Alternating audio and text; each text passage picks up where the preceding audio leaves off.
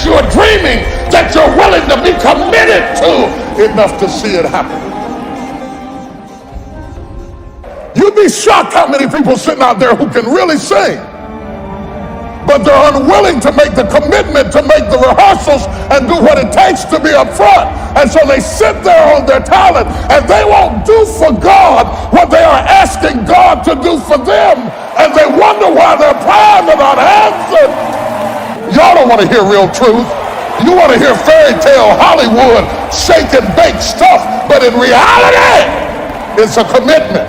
If you don't learn to give like you learn to get, every area that there is not reciprocity, it will die. Are you demanding more of your God or of your family or of your church than you give? Because any area that you expect more than you invest, you will live in a perpetual state of disappointment. You're committed to God. Number two, you committed to your family. We're going to get through this. That should be the language you approach your family with. We will get through this. We may have to bunk up. We may have to move in together. We may have to put our backs up against each other. We may have to both get part-time jobs. We may have to come out sideways, but we will get through this. When you get me, you get help. If I walk in the room, help came in the room. I'm going to add something to you. I'm going to add something to you. I'm going to add something to you. I will not take something from you unless I add something to you. I will be an asset and not a liability. If I stay in your house, you're going to miss me when I leave. I'm going to add something to you. I'm not going to take something from you. If I join your church, you're going to feel the impact that something has been added to you. The only number that doesn't add to the sum total of the equation is a zero. What do people get when they get you? If you can describe it, define it, and deliver on it, you'll never be without it. Everybody wants an asset. Liabilities get left behind. Number four, commitment to your dream. You cannot get people to believe in your dream until you believe in it yourself. Stop asking people to invest in things where you have no investment. Stop asking people to deliver something to you where you're not willing to go to the wire for yourself. Nobody's going to put into your dream before you put in. You have to invest in what you dream for. Hallelujah to God.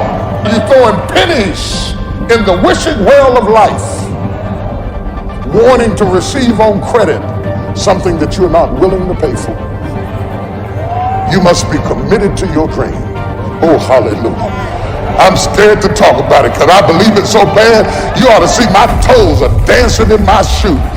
Glory to God. I don't have no hair on my head, but my hair on my chin is jerking over this right now. I have never met anybody who became incredibly successful in any area of their life until they had suffered and sweated and sacrificed and kept their focus and fought through tears and trials and tests. And if you have a dream and you commit to it, it will come to pass. Though the vision tarry, wait for it. He's not just the beginning, he's also the end. If God started it, he will finish it. Shout yes!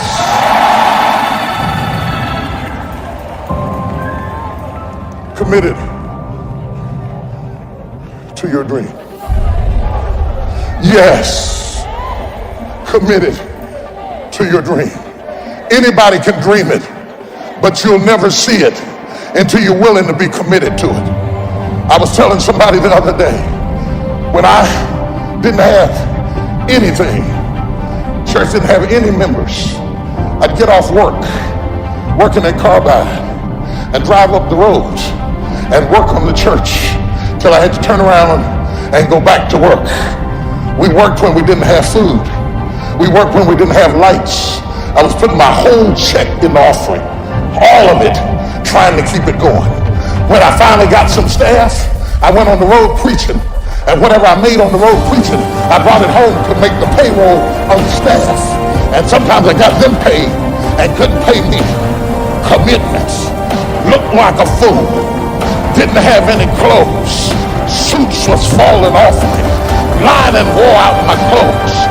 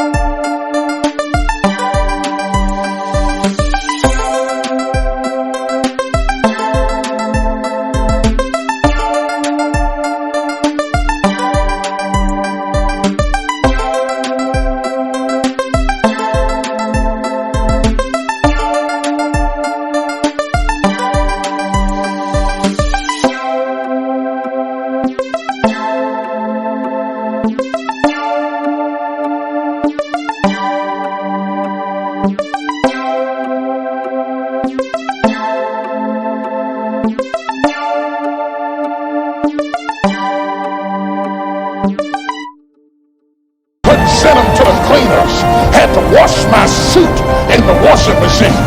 They laughed at me, looked like an old raggedy country preacher. I had holes in my shoes. I couldn't kneel down.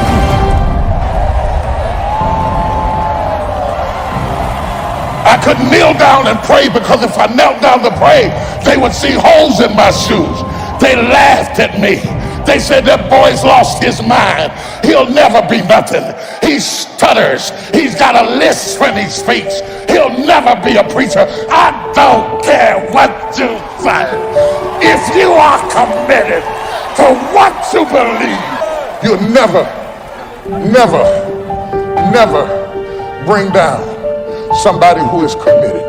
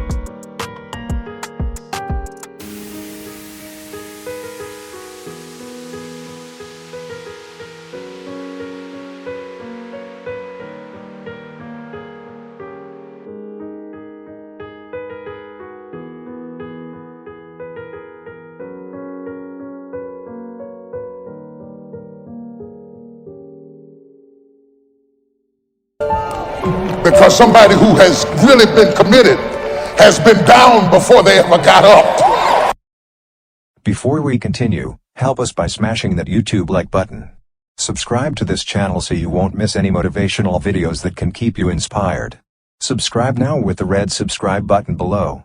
This shows the YouTube algorithm that you value our information, and it helps us spread the message. Sharing is caring.